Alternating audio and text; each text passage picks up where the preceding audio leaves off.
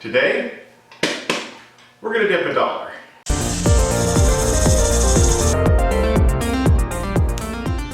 This is actually like my 4th attempt at this, and I haven't been having a lot of success, but got my fingers crossed. And I'm gonna be using a polyester resin. So the first time I did this, I painted on a layer of resin, thinking that maybe if I could get enough on, then I could treat it like a bent lamination. It just didn't work. There wasn't enough thickness to it for it to work. So then the second time I thought, well, if that doesn't work, what I'll do, I'll try to bend it after the fact. And so I made a nice thick casting and then tried to bend it with heat, and it just was too brittle and it broke. So this third time, I've decided to try to make a block that has a space in the middle, and then I can shape it after the fact with my power tools. It's been about 20 minutes since the pour, so it is at the jelly stage. It's not firm yet, but it is definitely starting to get there. And all I'm going to do is I'm going to take my material and just set it right on top.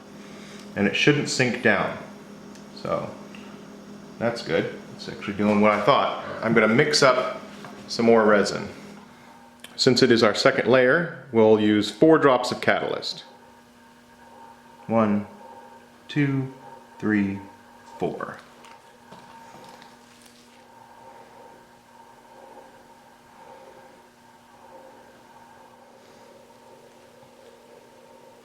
Alright, and I want to keep this bend in the paper. Bubbles here are all going to start popping, I hope. I want a nice clear surface. We can't use fire on this because polyester resin actually lights on fire when you try to do that, which is bad. Set timer, 20 minutes. Okay, 20 minutes and counting. I'd like to thank RZ Mask for sponsoring this episode because frankly, working with resin, plastics, and even woodworking can be really hard on your lungs, and a paper mask just doesn't cut it. I like the RZ Mask, it's comfortable, it's easy to wear.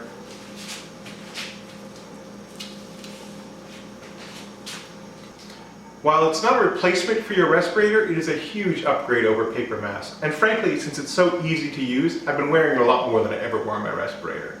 So if you do decide to get one, there's a link down in the description. Use the coupon code PeterBrown at checkout and they will give you a free 3-pack of filters. They also asked me to mention that in addition to woodworking, it's good for allergies, power sports, and pollution. They did not mention super stinky polyester resin. I think they should add that one to the list. The second pour has been sitting for about 20 minutes and we are almost at the gelatin stage. I'm going to be dipping the front end into the resin. Did I miss the window? I'm not positive. I'm going to mix up one last batch and pour it over the top and hope that it all sort of gels in together. Cross my fingers, hope I got it in time. See how we did. I think we can work with this. The next step is to take it to the bandsaw and remove some material.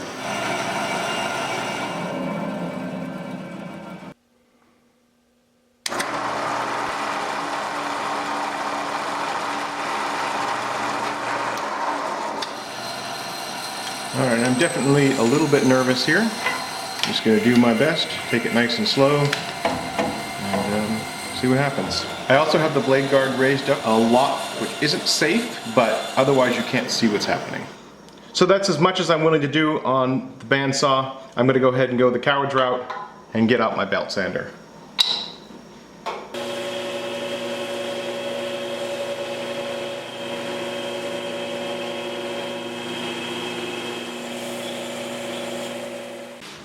There are many ways to get a good finish on acrylic. I just happen to really like micro mesh. Money, money, money, it's a rich man's world. Meanwhile, 20 minutes later, I am almost done. I'm on the last grit, which is equal to 12,000 grit. It's equal to really shiny. Alright, I'm becoming a fan of polyester resin. Even though it is the stinkiest stuff I've ever worked with, you get a really nice high gloss out of it. Alright, so yeah, a money clip made out of money. I don't know, I think that's pretty neat.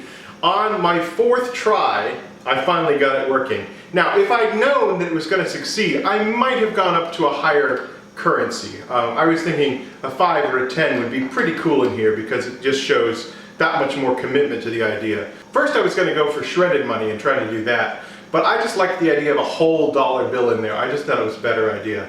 I know, and some people will ask whether or not this is technically a legal thing to do with money. And I think it is. I know that I've seen people do this with coins where they cut up coins and whatnot, so as long as you're not trying to spend it, I think it's okay. If not, you know what, the feds know where I live, so they can find me if they need me. Alright, that's all I've got. Thank you very much for watching. If you like this episode, please share it. That actually helps me out a lot. Other than that, I'll catch you next time.